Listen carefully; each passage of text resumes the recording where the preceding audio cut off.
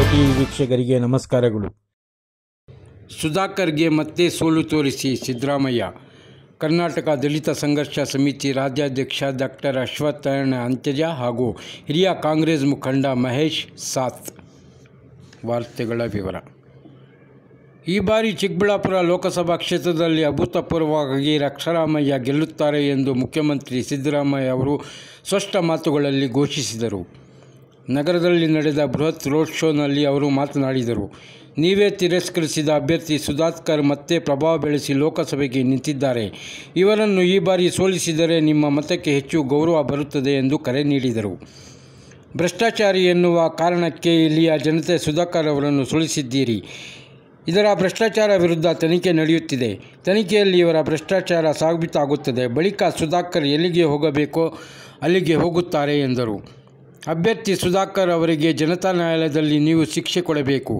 ಶಿಕ್ಷೆ ಕೊಟ್ಟರೆ ಮಾತ್ರ ಕ್ಷೇತ್ರದ ಜನತೆಯ ಹೆಸರಿನಲ್ಲಿ ಮಾಡಿದ ಮೋಸಕ್ಕೆ ಮತ್ತು ಮಂತ್ರಿಯಾಗಿ ಮಾಡಿದ ಭ್ರಷ್ಟಾಚಾರಕ್ಕೆ ತಕ್ಕ ಶಾಸ್ತಿಯಾಗುತ್ತದೆ ಎಂದು ಹೇಳಿದರು. ಈ ಬಾರಿ ಕೇಂದ್ರದಲ್ಲೂ NDA ಅಧಿಕಾರಕ್ಕೆ ಬರೋದಿಲ್ಲ. ಕೇಂದ್ರದಲ್ಲಿ ಇಂಡಿಯಾ ಮೈತ್ರಿಕೂಟ ಅಧಿಕಾರಕ್ಕೆ ಬಂದು ಇಲ್ಲಿ ಬರುವುದರಿಂದ ಇಲ್ಲಿ ಸುಧಾಕರ್ಗೆ ಸೋಲಿಸಿ ಎಂದು ಹೇಳಿದರು. ನಮ್ಮ ಸರ್ಕಾರ ರಾಜ್ಯದಲ್ಲಿ ಮಹಿಳೆಯರಿಗೆ ತಿಂಗಳಿಗೆ 2,000 ರೂಪಾಯಿ ನೀಡುತ್ತಿದೆ. ಕೇಂದ್ರದಲ್ಲಿ ನಮ್ಮ ಸರ್ಕಾರ ಅಧಿಕಾರಕ್ಕೆ ಬಂದರೆ ಪ್ರತಿ ಅರ್ಹ ಕುಟುಂಬದ ಮಹಿಳೆಯರ ಖಾತೆಗೆ ವರ್ಷಕ್ಕೆ 1 ಲಕ್ಷ ರೂಪಾಯಿ ಜಮೆ ಆಗುತ್ತದೆ. ರಾಜ್ಯ ಸರ್ಕಾರ ನೀಡುವ ಪ್ರತಿ ತಿಂಗಳ 2,000 ರೂಪಾಯಿ ಕೂಡ ಇದಕ್ಕೆ ಸೇರಿ ವರ್ಷಕ್ಕೆ 1,24,000 ರೂಪಾಯಿ ಪ್ರತಿ ಕುಟುಂಬಗಳ ಖಾತೆಗೆ ಬರುತ್ತದೆ ಎಂದು ಘೋಷಿಸಿದರು. ಇದರ ಜೊತೆಗೆ ಇಡೀ ದೇಶದ ರೈತರ ಸಾಲ ಮನ್ನಾ ಮಾಡಲಾಗುವುದು. ವಿದ್ಯಾವಂತ ನಿರುದ್ಯೋಗಿ ಯುವಕರಿಗೆ ಲಕ್ಷ ರು ನಿರುದ್ಯೋಗ ಭತ್ಯೆ ಸಿಗುತ್ತದೆ. ರೈತರ ಬೆಳೆಗಳಿಗೆ ಕನಿಷ್ಠ ಬೆಂಬಲ ಬೆಲೆಯನ್ನು ಉಚಿತವಾಗಿ ನೀಡಲಾಗುವುದು. ಪ್ರಧಾನಿ ಮೋದಿಯವರ ಕೆಟ್ಟ ನೀತಿಯಿಂದ ಹದಗೆಟ್ಟಿರುವ ಭಾರತದ ಆರ್ಥಿಕತೆಯನ್ನು ಸರಿದಾರಿಗೆ ತಂದು ಜನರ ಪರವಾದ ಆರ್ಥಿಕತೆಯನ್ನು ಪುನರ್ ಸ್ಥಾಪಿಸಲಾಗುವುದು ಎಂದು ಸಿದ್ದರಾಮಯ್ಯ ಪ್ರಕಟಿಸಿದರು. ಈ ಬೃಹತ್ ರೋಡ್ ಶೋನಲ್ಲಿ ಕರ್ನಾಟಕ ದಲಿತ ಸಂಘರ್ಷ ಸಮಿತಿಯ ರಾಜ್ಯಾಧ್ಯಕ್ಷರಾದ ಡಾಕ್ಟರ್ ಅಶ್ವತ್ಥನಾರಾಯಣ ಅಂತ್ಯಜ ಹಾಗೂ ಕಾಂಗ್ರೆಸ್ ಹಿರಿಯ ಮುಖಂಡರಾದ ಮಹೇಶ್ ರವರಿಗೆ ಅದ್ಧೂರಿಯಾಗಿ ಸ್ವಾಗತ ಮಾಡಲಾಯಿತು. ಇವರ ನೇತೃತ್ವದಲ್ಲಿ ವಿವಿಧ ಜಿಲ್ಲೆಗಳಿಂದ ಬಂದ ಸಂಘಟನೆಯ ಪದಾಧಿಕಾರಿಗಳು, ಕಾಂಗ್ರೆಸ್ ಕಾರ್ಯಕರ್ತರು ಸಾವಿರಾರು ಮಂದಿ ರೋಡ್ ಶೋನಲ್ಲಿ ಪಾಲ್ಗೊಂಡಿದ್ದರು. 100ಕ್ಕೆ 100 ಬಾರಿ ಈ ಬಾರಿ ರಕ್ಷಾರಾಮಯ್ಯ ಗೆಲ್ಲುತ್ತಾರೆ. ಇವರಿಗೆ ನಮ್ಮ ಕಾಂಗ್ರೆಸ್ ಪಕ್ಷಕ್ಕೆ ನಿಮ್ಮ ಆಶೀರ್ವಾದ ಇರಲಿ ಎಂದು ಅವರು ಕೋರಿದರು. ವರದಿ ಪರ್ವೀಜ್ ಅಹಮದ್.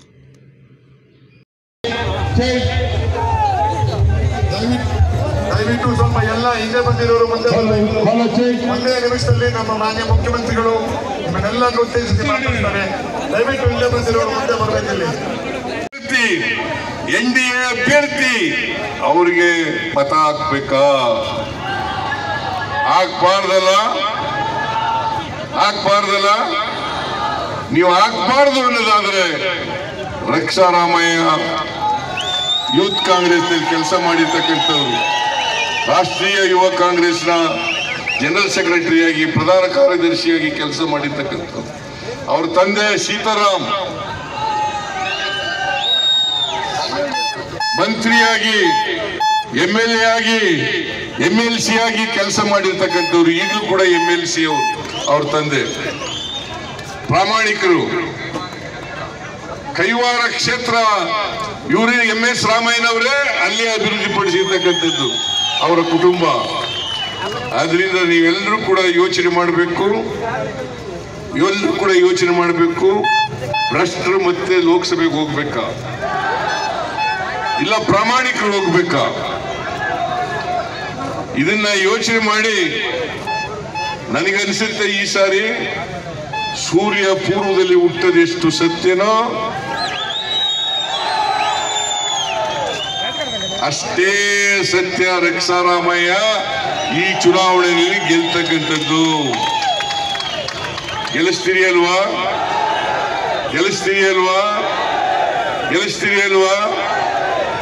ದಯಮಾಡಿ 26ನೇ ತಾರೀಕು ಅವರ ಚಿಹ್ನೆ ಹಸ್ತ, 3ನೇ ಸ್ಥಾನ, ಕ್ರಮ ಸಂಖ್ಯೆ 3.